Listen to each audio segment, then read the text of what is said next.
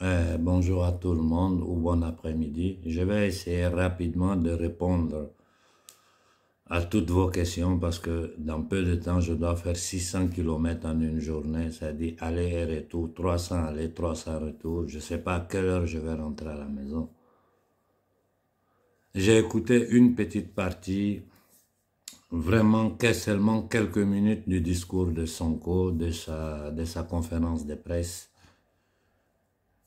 Je vais vous dire sincèrement que ça m'a rassuré, ça m'a beaucoup rassuré parce que Sonko a dit clairement que notre programme est celui que nous avons établi depuis des années. Rien n'a changé de notre position. Mais la partie que j'ai écoutée, qui vraiment m'a intéressé, parce que pour moi c'est ça l'essentiel des choses, c'est quand il a abordé le problème du franc CFA, il a été très clair. Il faut que ce franc-là disparaisse. Et il a été très, très, très précis, très honnête dans ce qu'il a dit.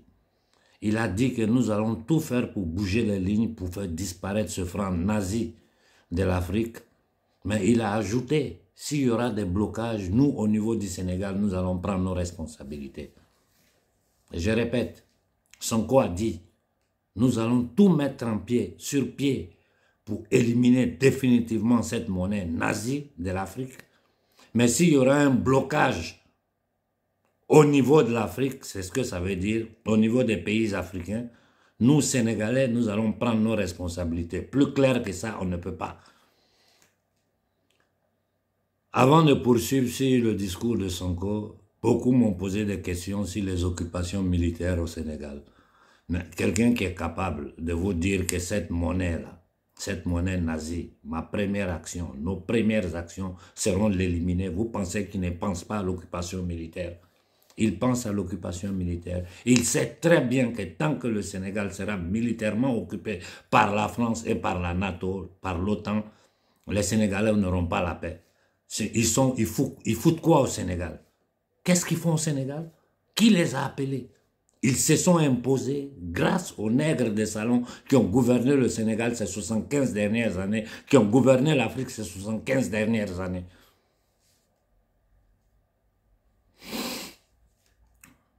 Et il faut comprendre entre les lignes le message de Sonko. Parce que nous sommes là depuis combien de mois nous attendons des déclarations de la part des dirigeants de l'AES sur le franc CFA. Bon, il y a des rumeurs, il y a des rumeurs, il y a des rumeurs, mais on ne voit rien de concret. Jusqu'à présent, on ne voit rien de concret.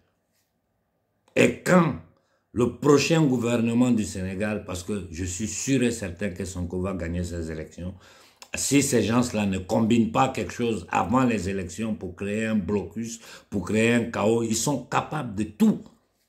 Ils sont capables de tout. Quand je les appelle entités démoniaques, là, ce n'est pas pour rien. Il y a même un frère qui m'a dit non, il ne faut plus les appeler batraciens, il ne faut pas les insulter. J'ai dit c'est parce que vous n'avez pas la moindre idée des gens qui gouvernent ce monde. Vous ne les connaissez pas. Les qualifier de batraciens, c'est être gentil avec eux. Ce pouvoir satanique qui gouverne ce monde-là, vous n'avez pas idée. Il y a des thèmes que je ne veux même pas aborder parce que déjà, il y a des gens sur la toile qui abordent. Mais je vous dis, pour vous rendre compte, quand on vous parle de ces pédosatanistes-là, allez sur le dark web. Essayez de comprendre la structure pyramidale qui gère ces histoires de pédophilie, de pédosatanisme. Qui sont les gens qui sont dedans? Quels sont les différents niveaux de ces choses-là, jusqu'à arriver aux démons, aux entités démoniaques qu'ils nourrissent avec la basse énergie des êtres humains, c'est-à-dire qu'ils se nourrissent de notre peur, de notre souffrance, de notre sang. Vous n'avez pas la moindre idée de quoi je parle. Pour revenir au discours de Sonko était très clair. Hein? Il a dit s'il y aura des blocus au niveau des États africains, nous, Sénégalais, nous allons prendre nos responsabilités. On ne peut pas être plus clair que ça. Et vu que l'AES est déjà là, qu'une personne comme Sonko, si les gens ne truquent pas les élections, mais s'ils truquent, ils vont le regretter. Si les gens ne créent pas un chaos avant les élections, s'ils ne combinent pas quelque chose pour empêcher l'arrivée au pouvoir de ces jeunes hommes, Le programme de Sonko est clair. Sur le plan de l'occupation militaire, la position de Sonko est très claire. Quand je dis Sonko, je parle de son bras droit que je ne connais pas, je suis en train de découvrir, parce que Sonko, je l'ai suivi depuis ses premiers pas jusqu'à aujourd'hui.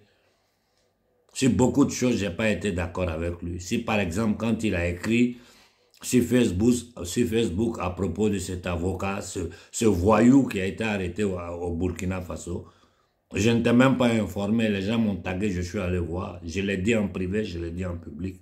J'ai dit que ça a été une erreur de communication de la part de Sonko. Parce que des hommes, dans leur position, peuvent se parler entre eux en privé. Bon, c'est pas ça l'important. Dans la vie, tout le monde se trompe, personne n'est parfait. Ce qui est important, c'est la direction politique que Sonko et son équipe veulent donner au Sénégal. C'est-à-dire celui qui sera le futur président du Sénégal. La première des choses à faire, c'est sortir du franc CFA. Parce que c'est ça la corde que nous avons au cou. Et quand on sort du franc CFA, on annule tous les accords coloniaux. Tous ceux qui ont volé au Sénégal, Sonko doit les faire passer devant la justice. Tous les voleurs du Sénégal doivent rendre l'argent du peuple sénégalais. Expliquer comment ils ont fait avec leur salaire pour avoir tout ce qu'ils ont. Et j'ai dit une chose à Sonko, ça c'est pas moi qui l'ai dit, c'est toute l'Afrique qui l'a dit. Macky Sall doit passer devant la justice pour les vols, pour le détournement d'argent et pour surtout pour tous les assassinats qu'il a commis au Sénégal, tous les crimes, toutes les familles qui ont perdu leurs enfants. Ce monsieur ne peut pas s'en sortir tranquillement, laisser le Sénégal aller s'asseoir. Ça sera un mauvais exemple pour tous les autres dictateurs qui sont en ce moment en train de tenir les fils d'Afrique dans leur geôle, simplement pour leur pensée politique, pour leur idéologie, pour leur mécontentement, pour leur opposition à tout ce banditisme, cette souffrance que le peuple africain subit. Et je veux attirer encore l'attention des gens, toujours sur le Congo, parce que ce qui se passe au Congo est d'une importance capitale. Je sais que tout le monde ne peut pas bien comprendre ça. Parce que ceux qui sont en Afrique de l'Ouest, ils voient le Congo au loin. Non, c'est comme les deux bras d'un corps. L'Afrique de l'Ouest et le Congo, là, c'est les deux bras d'un corps. C'est comme les yeux d'une seule tête. C'est comme le cou qui maintient la tête. On ne peut pas les séparer. C'est la plus grande erreur que nous avons commise ces 100 dernières années. On ne doit plus séparer le problème d'une partie de l'Afrique du reste de l'Afrique. Non, c'est un bloc commun, c'est une entité commune. C'est-à-dire, nous, Africains, là, nous sommes un peuple. Partout où tu vas en Afrique, là, si tu es Africain, tu vas te sentir chez toi. Parce que nos cultures sont pareilles, avec quelques diversités en fonction des lieux. Mais la valeur spirituelle, la valeur culturelle de l'homme noir, partout en Afrique, c'est la même chose. Beaucoup de choses ont été détruites avec la pénétration de la colonisation des religions abrahamiques. Mais dans l'Afrique traditionnelle, là, quand tu vas étudier l'histoire profonde de l'Afrique traditionnelle, nos peuples vivaient tous de la même manière. Il faut que tous les Africains le comprennent. Et la solution du Congo, hier je vous ai parlé du pasteur qui a pris une position claire. Tous les Congolais, plus de 100 millions de Congolais, vous êtes tous responsables de votre destin. Vous êtes tous responsables de votre futur. C'est tout le Congo qui doit se lever pour aller autour de ces ambassades-là, de façon pacifique, comme je vous ai dit, et leur dire que nous savons que cette guerre du Rwanda est une guerre par procuration. Le Rwanda n'est qu'un instrument aux mains de ces démons-là pour détruire et balkaniser le Congo. Et comme le pasteur a dit, tant que la guerre-là ne s'arrête pas, là, nous, leurs ambassades seront encerclées, nous serons là, on va vivre là, on va manger là. Il faut que vous compreniez que c'est une question de survie, ce combat que nous sommes en train de mener là. Si nous échouons cette fois-ci là, l'homme noir va dans l'esclavage, mais ça c'est pour l'éternité. Non seulement ils vont tenter de décimer une bonne partie de notre population, mais ce que nous allons subir comme conséquence de notre inertie, de notre inconscience sera incalculable. Ça, il faut que ça soit clair dans la tête de tout le monde. Donc, au niveau du Sénégal, bon, je vous ai dit, moi je suis très prudent dans tout ce que je fais. Mais je suis quelqu'un, je veux toujours croire que quelqu'un a la bonne foi. Je veux croire aux paroles des gens jusqu'à preuve du contraire. Tant que je ne vois pas le contraire, que tu es en train de contredire ce que tu as dit toi-même. Moi, ce que tu dis, je le prends pour bon. Et comme je vous ai dit, je suis Sonko depuis le départ. S'il a choisi ce garçon pour le mettre là, pour guider sa coalition, pour guider le Sénégal, il sait pourquoi il a fait. Moi, je reste toujours soudé à Sonko, au travail qu'il a effectué depuis que je le suis. Il a dit clairement, la direction qu'il va prendre, c'est la sortie du franc CFA. S'il y a un blocage, le Sénégal va prendre ses responsabilités claires.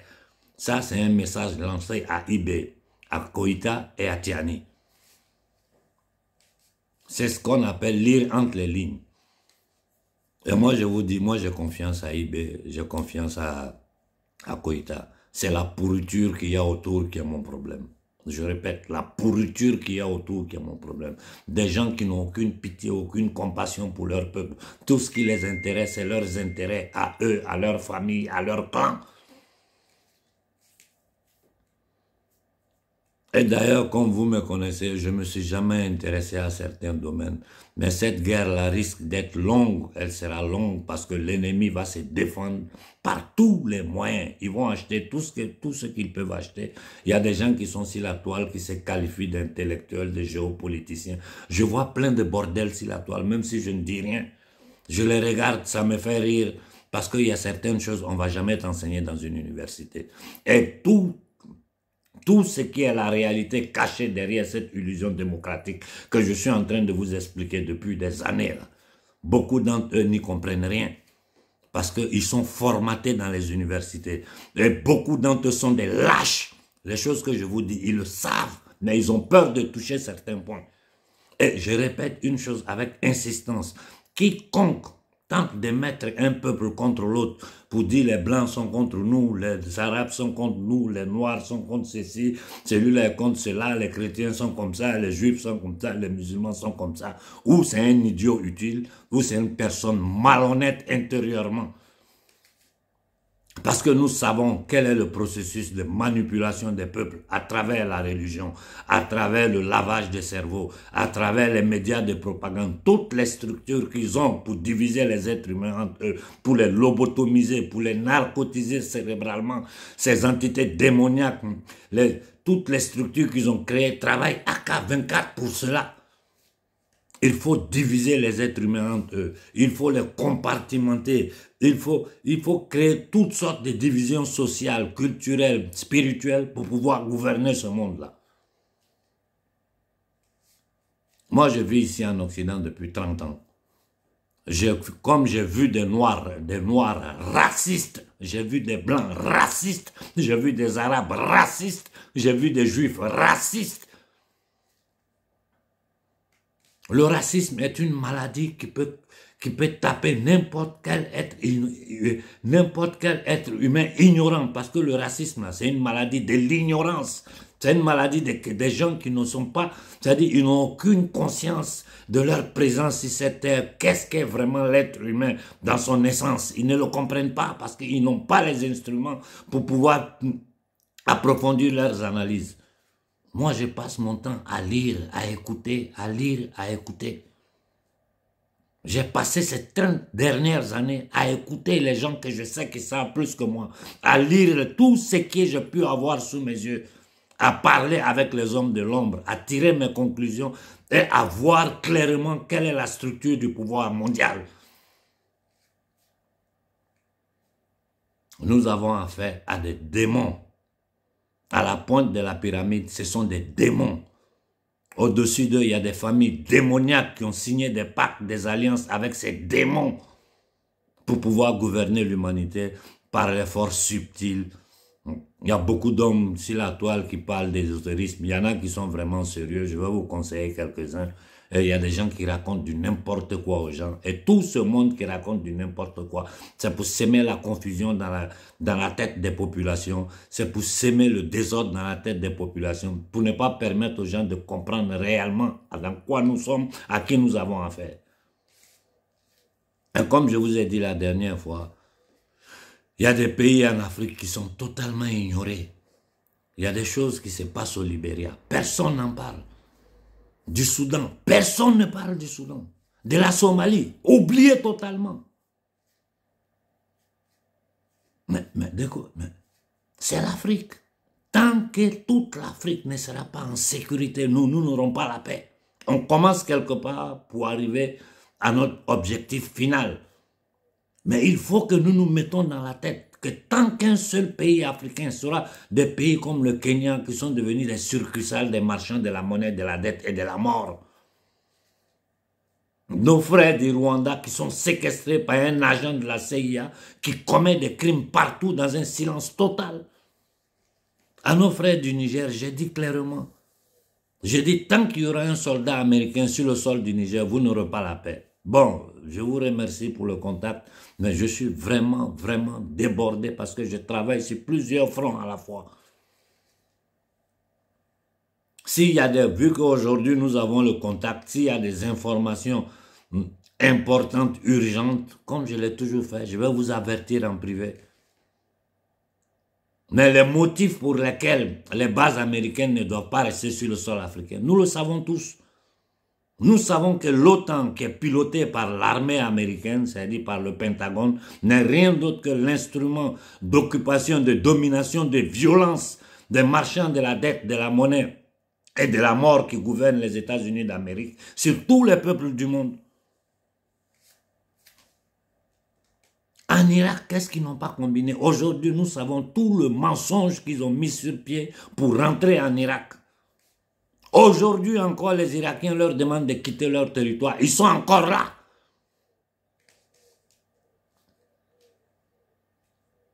L'agression à la Syrie, il ne s'agit pas d'être pour ou contre le pouvoir de Bachar al-Assad. Il ne s'agit pas de ça. De quel droit, pour quelle raison, eux, ils attaquent un pays simplement pour leurs intérêts, pour pouvoir prendre contrôle de la richesse du pays. Ce qu'ils ont fait de la Libye, c'est devenu, ça est sous nos yeux. C'est que les États-Unis, les mails de Clinton là, sont publics. Tout le monde l'a lu. Ce qu'ils sont en train de faire à Haïti, ça n'est pas sous nos yeux. Le Soudan dont personne ne parle, que je vais parler du Soudan matin, midi et soir, qui n'existe plus. La Somalie qui n'existe plus. Ce qui se passe en Ouganda, combien d'Africains le savent? L'Afrique, c'est un continent. Nous pouvons donner des directions générales à toute la jeunesse africaine. Et de temps à autre, quand c'est nécessaire, par rapport à l'évolution des situations, nous focaliser sur un pays ou sur un autre pays. Mais de ma position, je ne peux pas discuter avec toute l'Afrique. Il faut que ça soit clair. C'est humainement impossible. Sur la situation du Tchad, nous avons été très clairs. Je vous ai dit, moi j'écoutais, j'attends pour écouter le discours de Sonko. J'ai écouté quelques minutes de son discours, j'ai dit bravo, et je vais continuer à l'écouter. Sur le Tchad, jusqu'à présent, je n'ai rien entendu. Quel est le programme de Nasra? Quel est le programme de Déby? Le Tchad est un territoire militairement occupé, un des pays les plus pauvres de la terre. Pourquoi? Partout en Afrique, les gens me disent non, on est resté un jour sans Internet, on a des problèmes de ligne. Je le sais parce que je suis tout le temps en communication avec l'Afrique. Il y a toujours des problèmes de ligne.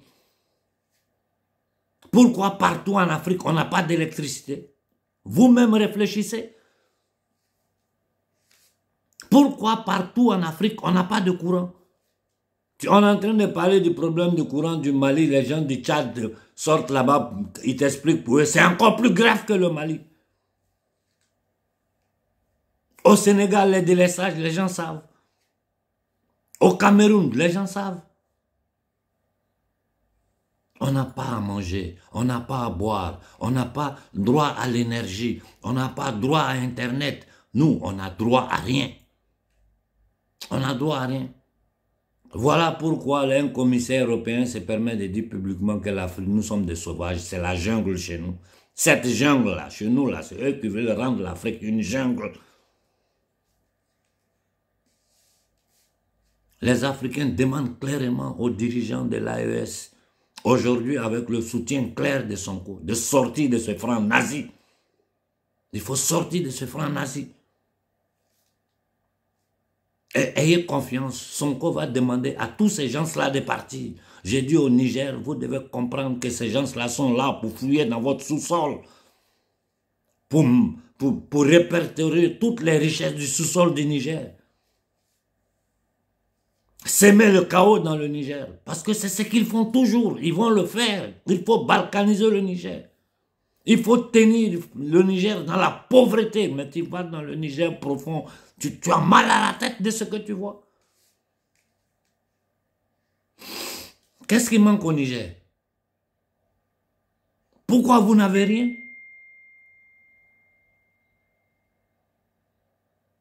Pourquoi nous avons des vauriens au pouvoir, des voleurs, des truands, qui sont appuyés par ces États, ces gouvernements Rothschild d'Occident?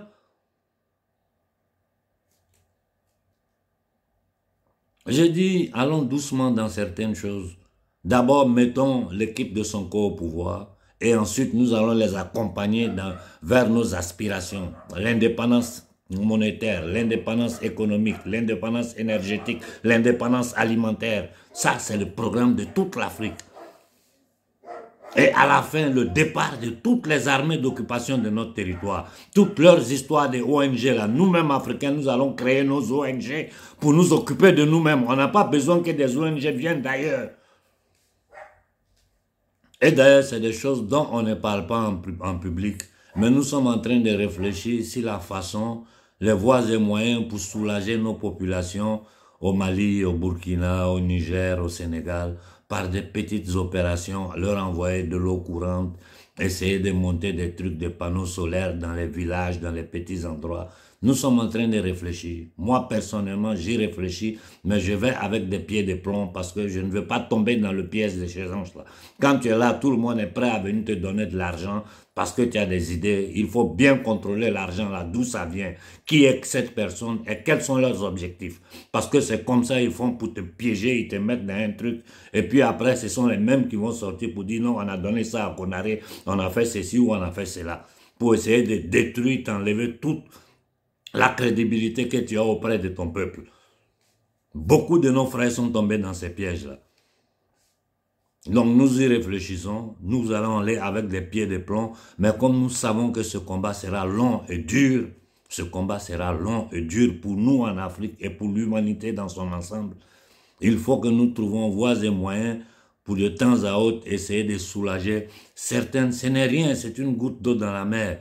Mais quand par exemple quelques milliers de personnes arrivent à avoir l'électricité en temps réel, AK24, arrivent à avoir de l'eau potable, c'est déjà un grand pas pendant que nos gouvernements travaillent, pendant que nous combattons contre nos ennemis endogènes, comme cette famille, cette dynastie du Togo qui veut tripouiller la constitution pour rester là, pour leur bien, pour leur intérêt et pour les intérêts des ennemis de l'humanité. Des éléments comme Ouattara qui sont assis en Côte d'Ivoire, ils ont dépouillé, endetté le pays, ils cassent les maisons des Ivoiriens pour s'approprier de leur terrain. Si aujourd'hui on met dehors tout ce que Ouattara, sa famille, sa femme, tous les gens autour de lui ont volé, caché dans les banques ici, voilà pourquoi ces gens-là, ils sont pris au cou, ils ne peuvent rien. Ils sont prêts à tuer toute l'Afrique pour maintenir leurs privilèges et protéger eux, leur petit entourage, leur famille, les clans. Au niveau du Mali, je ne ferai pas de nom. Mais ceux qui bloquent au Mali, tout le monde le connaît. Les Maliens citent leur nom. Et je dis toujours à Koïta, nous on t'aime bien. Parce que pour nous, la première des choses, pour un homme, la première des choses, c'est l'honnêteté morale et intellectuelle. Tu es un garçon propre. Mais il faut nettoyer ce pays-là. Si tu ne nettoies pas ce pays-là, tu seras nettoyé toi-même. Si tu ne les nettoies pas, ils vont te nettoyer. Et j'ai dit, ne te laisse pas enfermer par un cercle de personnes qui empêchent n'importe qui d'arriver à toi. Sinon, tu seras leur prisonnier. Moussa Traoré a fait les mêmes erreurs. Après Moussa, beaucoup ont fait les mêmes erreurs. Les militaires maliens commettent toujours les mêmes erreurs. Ne commets pas cette erreur-là. Entoure-toi de ta jeunesse. Parle au peuple malien, même si c'est dur là. Mais il y a des choses que vous n'avez pas besoin de dire. Nous, on les dit déjà. Mais vous pouvez communiquer de façon diplomatique, de façon astucieuse, mais faire comprendre le message au peuple. La vérité crue là, c'est nous qui allons dire ça au peuple. Mais parle avec ta jeunesse. Fais-toi protéger par ta jeunesse. Et ça, c'est valable pour tous les 3 militaires de l'Afrique de l'Ouest. Parlez avec votre peuple. Mais nous, peuple, la jeunesse de l'Afrique de l'Ouest a des responsabilités. J'ai vu, on m'envoyait des images, je ne sais pas si c'est au Niger ou au Congo. En tout cas, des jeunes ont commencé à faire des petits mouvements devant les ambassades pour signifier leur mécontentement, leur désapprouvement, tout et tout. Mais ça ne suffit pas. Il faut des choses organisées. On ne peut pas créer des groupes WhatsApp pour s'asseoir dedans, pour bavarder pendant qu'on n'a pas d'eau, on n'a pas de courant, on n'a pas d'électricité. Il faut coordonner vos actions.